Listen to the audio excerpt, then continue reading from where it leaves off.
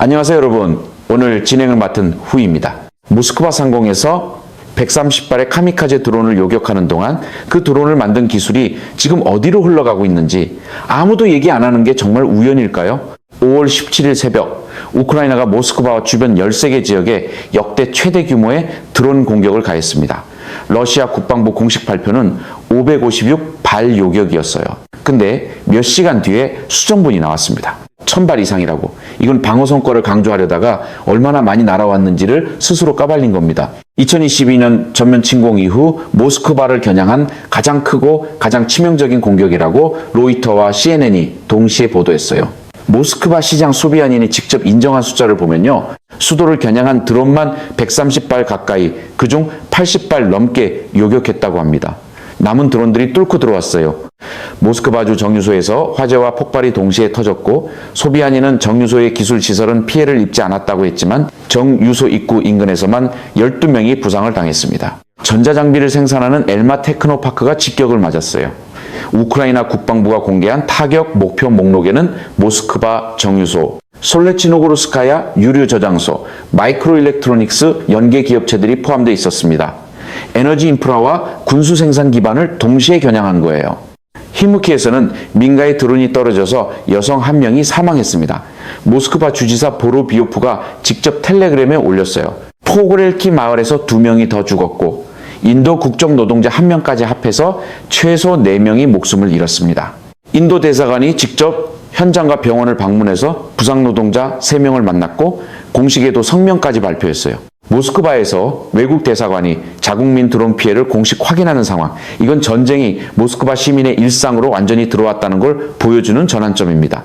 셰레메티에보, 부누코보, 도모데도보, 라멘스코에, 모스크바 공항 4곳 전부 일시 폐쇄됐어요. 셰레메티에보에서만 약 200편이 지연 또는 결항됐고 부누코보에서도 100편 가까이 영향을 받았습니다. 러시아 최대 공항 셰레메티에보 활주로 부지에 드론 잔해가 떨어졌어요. 피해가 없었다고 했지만 한 나라의 관문 공항 활주로에 전쟁의 잔해가 떨어졌다는 사실 자체가 이미 메시지입니다. 히무키, 크라스노고르스크, 로브냐, 나로포민스크, 미티시, 이스트라 6개 도시에서 수십 채의 주거 건물이 파손됐고 나로포민스크 인근 수보티노 마을에서는 민가가 통째로 불에 탔어요.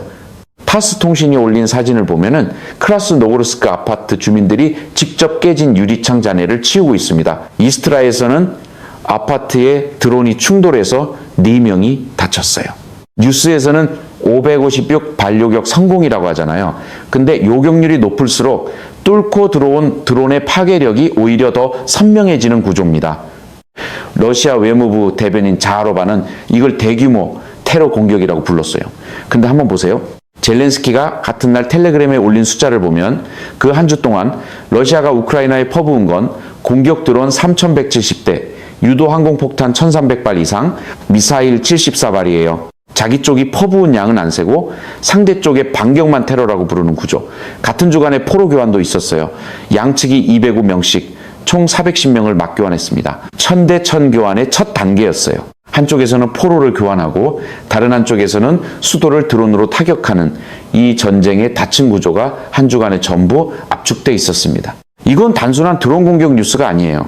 드론 전쟁의 산업화가 어디까지 왔는지를 보여주는 실증 사례이고 그 산업화의 수혜자 목록에 북한이 올라있다는 게 진짜 문제입니다. 오늘 세 개의 층을 들여다봅니다. 표면에서 동기로, 동기에서 결과로, 그리고 그 결과가 한반도에 어떻게 연결되는지까지 공격 범위를 들여다보면 이게 왜 단순 습격이 아닌지 보여요. 벨고로드에서 푸스코프까지, 크라스노다르에서 트베리까지 13개 지역의 크림반도와 흑해, 아조프해까지 더하면 러시아 서부 전역에 걸친 동시다발 포함입니다. 한 방향에서 드론대가 날아온 게 아니에요. 이건 조율된 항공작전이에요. 24시간 동안 1000발 이상을 투사할 수 있다는 건 우크라이나의 드론 생산 역량 자체가 전략 무기가 됐다는 뜻입니다. 우크라이나 군사정보국에 따르면 러시아 내 드론 공장은 하루에 약 170대를 생산할 수 있어요. 근데 우크라이나는 그 하루 생산량보다 더 많은 드론을 단 하루에 소모할 수 있는 역량을 보여준 겁니다. 생산대 소모의 방정식이 뒤집히기 시작했어요.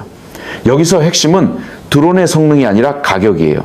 계란형 자폭 드론 한 대 가격이 2만에서 5만 달러 사이인데 이걸 요격하는 방공 미사일 한 발이 수백만 달러입니다. 1000대를 날린 데 드는 비용이 그걸 막는 데 드는 비용의 수십 분의 1이에요. 마자르 사령관은 같은 날 밤에 다게스탄 카스피스크 인근에서 러시아 초기함도 드론으로 타격했다고 발표했습니다. 전선에서 거의 1000km 떨어진 곳이에요. 공중 드론과 해상 드론을 동시에 운용한 겁니다. 우크라이나 무인체계해군 사령관은 공격 진행 중에 모스크바 엘리트 거주지역 파트리아르이에 직접 텔레그램 메시지를 보냈어요. 군사작전과 심리전을 실시간으로 병행한 겁니다. 영국 채텀하우스의 굴드 데이비스 연구원은 이렇게 분석했어요. 최근 석 달간 러시아 내부에 불안감의 먹구름이 짙어지고 있다고. 전장에서의 후퇴, 악화되는 경제 상황, 크렘린의 인터넷 통제 강화, 이 모든 게 겹치는 국면에서 모스크바 시민이 드론에 취약하다는 사실을 상기시킨 건 그 불안의 혼합물을 더 강하게 만들 거라고 했습니다. 안전하다고 믿었던 공간이 더 이상 안전하지 않아요. 만리장성처럼 밖을 막겠다고 쌓아올린 벽이 결국 안쪽 사람들에게 밖이 얼마나 위험한지만 상기시키는 장식이 된 구조입니다. 젤렌스키는 텔레그램에 연기 기둥 영상을 올리면서 이렇게 썼어요. 우크라이나 국경에서 500km 이상 러시아 방공이 가장 밀집된 지역. 하지만 우리는 돌파했다. 그리고 이렇게 덧붙였습니다. 우리의 장거리 역량이 상황을 근본적으로 바꾸고 있다. 더 넓게는 세계가 러시아 전쟁을 바라보는 시각까지도. 이건 군사보고가 아니에요. 국제 여론전의 언어입니다. 근데 짚어볼 맥락이 하나 더 있어요. 이번 공격 바로 전주에 러시아가 키이우에 미사일과 드론을 대규모로 퍼부었습니다. 최소 25명이 죽고 수십 명이 다쳤어요. 젤렌스키가 이번 모스크바 타격을 완전히 정당한 응전이라고 부른 건 이 맥락 위에 있습니다. 그리고 공격 이틀 전인 5월 15일 젤렌스키는 러시아 석유 산업, 군사 생산, 물류 네트워크를 겨냥한 장거리 타격을 확대하겠다고 군사와 정보 지도부와 논의했다고 직접 밝혔어요. 예고된 확전이었던 거예요. 젤렌스키가 이걸 장거리 제재라고 부른 건 우연이 아닙니다. 군사 용어 대신 경제전 용어를 쓴 거예요. 목표가 전장이 아니라 전쟁 자금줄이라는 전략 전환의 선언이에요.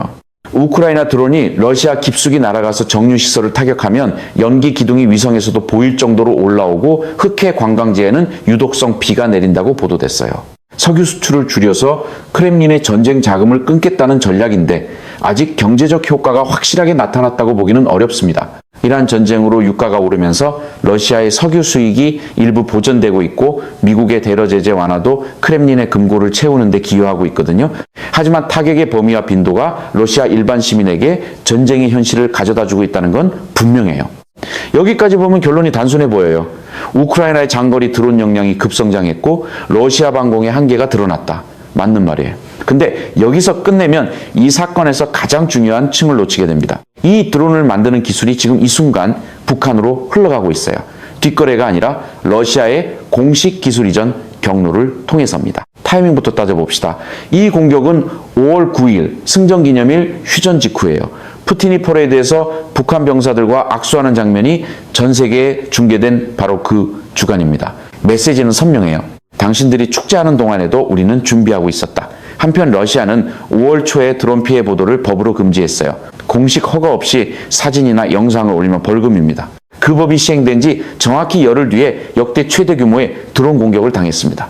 근데 진짜 문제는 여기서부터입니다. 우크라이나 군사정보국장 부다노프가 직접 확인한 내용이 있어요. 러시아가 이란 설계 기반의 계란, 가르피아 드론, 쉽게 말해서 저가형 자폭 드론을 대량으로 찍어내는 역량 자체를 북한에 넘기기로 합의한 겁니다. 이 드론이 어디서 왔냐면요. 원래 이란이 설계한 샤헤드 136이에요. 러시아가 이걸 가져다가 자체 생산 라인을 세웠고 계란이라는 러시아식 이름을 붙였어요. 우크라이나를 3년 넘게 괴롭혀온 그 드론입니다. 느리지만 탐지하기 어렵고 특유의 낮은 윙윙거리는 소리 때문에 우크라이나에서는 모페드라고 부르기도 해요. 러시아는 이걸 하루에 170대씩 찍어내고 있었는데 이제 그 생산 역량을 북한 땅에 복제하겠다는 겁니다. 부다노프의 표현을 그대로 빌리면 북한 영토에서 이런 유형의 드론을 생산하는 역량 구축에 합의가 이루어졌다. 그리고 직접 이렇게 경고했습니다. 이건 확실히 한국과 북한 사이의 군사 균형을 바꿀 것이다. 분석가의 추정이 아니라 우크라이나 정보기관 수장이 한반도를 콕 짚은 공식 발언이에요. 구체적으로 들어가면요, 러시아 타타르스탄 지역 알라브가 경제특구에 북한 노동자만 2,000명을 투입하는 계획이 진행 중입니다. 시급이 달러, 50센트, 12시간 교대. 근데 이 사람들이 단순 조립공이 아니에요. 데일리 NK에 따르면 북한은 군수공장 기술자를 민간인 신분으로 위장 파견하고 있습니다. 납땜, 저전압전기, 수리 경험자 위주로 선발해요. 러시아가 핵심 기술을 리드하는 동안 북한 인력이 조립, 검증, 생산, 보조를 맡는 구조입니다. 겉으로는 노동자 파견이지만 실질적으로는 기술 흡수 프로그램이에요. 드론 만드는 법을 공장에서 통째로 배워가는 겁니다.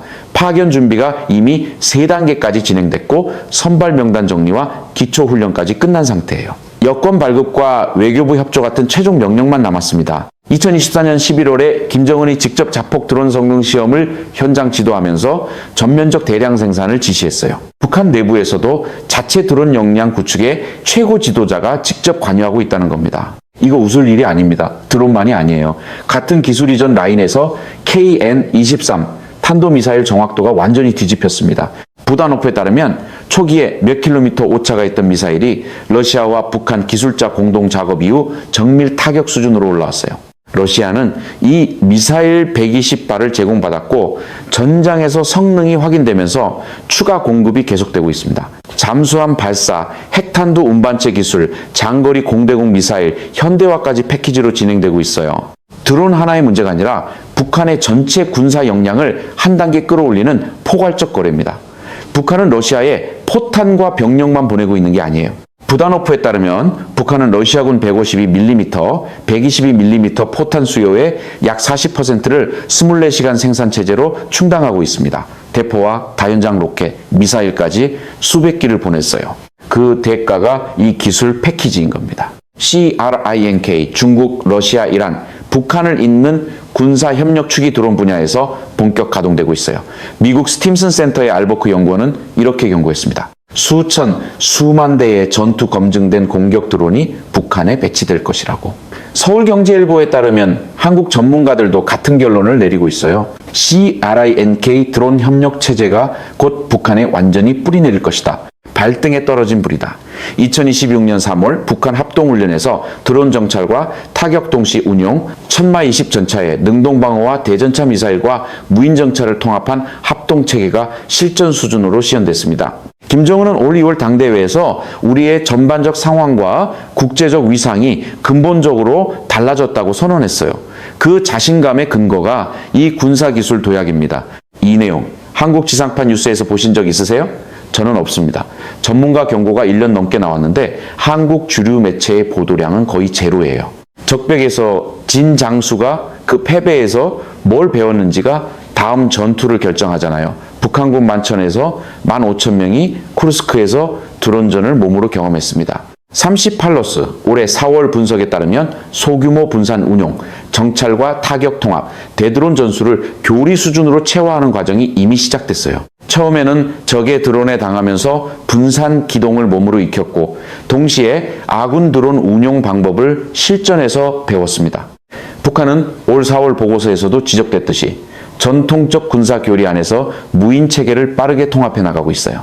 주체 사상의 자주 원칙이 여기서 다시 작동합니다. 외부에서 배운 기술을 자체 역량으로 내재화하려는 움직임이에요. 김정은이 작년에 600mm 초대형 방사포 생산 시설을 직접 시찰하면서 포병 전력의 구성이 완전히 새로워질 것이라고 했어요. 재래식 타격 역량을 정밀화, 대량화 체계로 전환하는 방향이 최고 지도자 수준에서 직접 추진되고 있다는 겁니다. 그 경험이 한반도 전용 교리로 재설계되고 있다는 게 핵심입니다. 잠깐만요. 한 발 더 들어갑시다. 모스크바가 뚫린 게 아닙니다. 드론 전쟁의 비용 구조가 방공 체계를 수학적으로 이기는 시대가 온 겁니다. 수만 달러짜리 드론 수백 대와 한 발에 수백만 달러짜리 방공 미사일. 공격은 싸고 방어는 비싸요. 드론 한 대 가격이 수만 달러인데 그걸 요격하는 미사일 한 발은 수백만 달러입니다. 드론을 100대 날리면 방어 측은 100발을 써야 하고 그 100발의 비용은 드론 100대의 수십 배예요. 근데 드론은 내일 또 100대가 날아옵니다. 이 구조에서는 요격률이 99%여도 의미가 없어요. 1%가 뚫리면 정유소가 타고 공항이 멈추거든요. 이 비대칭은 러시아만의 문제가 아닙니다. 방공에 의존하는 모든 나라의 구조적 취약점이에요. 북한이 이 저비용 대량 포화 모델을 흡수하면 어떻게 되냐? 한국의 패트리어트, 천궁, 도입을 검토 중인 아이언돔 전부 같은 수학적 압박에 놓이게 됩니다. 마지노선이 떠오르는 분들 계실 거예요. 완벽하다고 믿었던 방어선이 예상 밖의 방향에서 무력화된 그 구조, 여러분이 뭔가 이상하다고 느꼈던 그 감각, 러시아와 우크라이나 전쟁이 우리랑 무슨 상관이냐는 말에 불편했던 그 감각, 그게 정확했던 겁니다.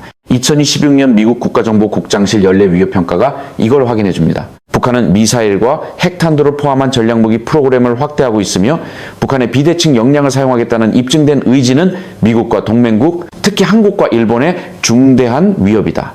이 정부가 풀어야 할 과제가 만만치 않습니다. 한미 동맹 재정비, 대드론 방어체계 구축, 독자적 무인체계 역량 확보를 동시에 끌고 가야 하는데 이전 정부가 남긴 안보 공백 위에서 시작해야 하는 구조적 어려움이 있어요. 여기에 트럼프 행정부의 동맹 압박까지 겹치면서 한미 관계의 재조정을 러시아와 북한 군사 협력 심화라는 시간표 위에서 풀어야 하는 복합 방정식이 된 겁니다. 시간이 한국 편이 아니에요. 북한은 지금 이 순간에도 기술을 흡수하고 있고 공장을 세우고 있고 교리를 바꾸고 있습니다. 우리가 논의하는 속도보다 그쪽의 변화 속도가 빨라요. 한국의 대드론 방어 체계가 현재 어떤 상태인지 정직하게 따져봐야 합니다. 패트리어트는 탄도미사일용이에요. 천궁은 중고도 방어 체계고요. 저고도에서 느리게 날아오는 소형 자폭 드론 수백 대를 동시에 상대할 수 있는 체계가 지금 충분한가? 이스라엘의 아이언돔 도입 논의가 있지만 아이언돔도 드론포화에 대해서는 같은 비용 비대칭 문제를 안고 있어요. 방어 체계의 종류가 아니라 방어의 경제학이 달라져야 하는 겁니다. 레이저 기반 대드론 체계, 전자전 제밍, 드론 군집 요격 기술, 이런 차세대 방어 수단의 개발과 배치가 시급한 이유가 여기 있어요. 모스크바 공격은 한 가지를 더 증명했어요. 드론 전쟁이 국가급 행위자만의 영역이 아니라는 것. 우크라이나 민간 드론 제조사들이 핵심 역할을 했고 젤렌스키 본인이 드론과 미사일 제조사들의 작업이 계속되고 있다고 밝혔습니다. 이 민간 주도 생산 모델이 확산되면 위협의 출처 자체가 달라져요. 여러분 처음에 던진 질문으로 돌아갑니다.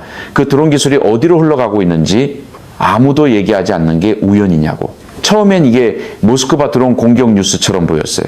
그냥 러시아와 우크라이나 전쟁의 연장선. 근데 들여다볼수록 전혀 다른 그림이 나왔습니다. 이건 드론 전쟁의 산업화가 한반도 군사균형을 바꾸고 있다는 이야기예요. 시링케 축을 통해 이란의 설계, 러시아의 생산 인프라, 북한의 인력과 흡수 의지가 하나로 결합되고 있습니다. 그 기술은 한반도용으로 전환 중이고 속도는 1년 전 경고보다 빠릅니다. 모스크바 시민이 새벽에 경험한 것, 폭발, 화재, 공항 폐쇄, 잔해, 북한이 수천에서 수만 대의 저비용 자폭 드론을 보유하게 되면 서울과 인천, 수도권이 같은 구조에 놓이게 됩니다. 서울에서 북한 남쪽 전선까지의 거리가 얼마입니까? 모스크바에서 우크라이나 국경까지 500km, 서울에서 군사분계선까지는 40km 남짓이에요. 드론이 날아올 거리가 10배 이상 짧습니다. 모스크바의 방공망이 1000발의 드론포와 이렇게 뚫렸는데 서울의 방공망은 준비가 되어 있습니까? 500km 거리에서 날아온 드론의 모스크바가 이렇게 흔들렸는데 40km 거리에서 수백 대가 동시에 날아올 때 서울은 어떻게 대응할 겁니까? 이 질문에 지금 답할 수 있는 사람이 있습니까? 드론 전쟁의 비용 비대칭은 되돌릴 수 없는 구조적 변화입니다. 이건 기술이 아니라 수학의 문제예요. 그리고 그 수학을 가장 먼저 흡수하려는 나라가 한국의 바로 옆에 있습니다. 이 구조가 보이셨다면 구독과 공유가 이 분석을 더 많은 분에게 전달하는 방법입니다.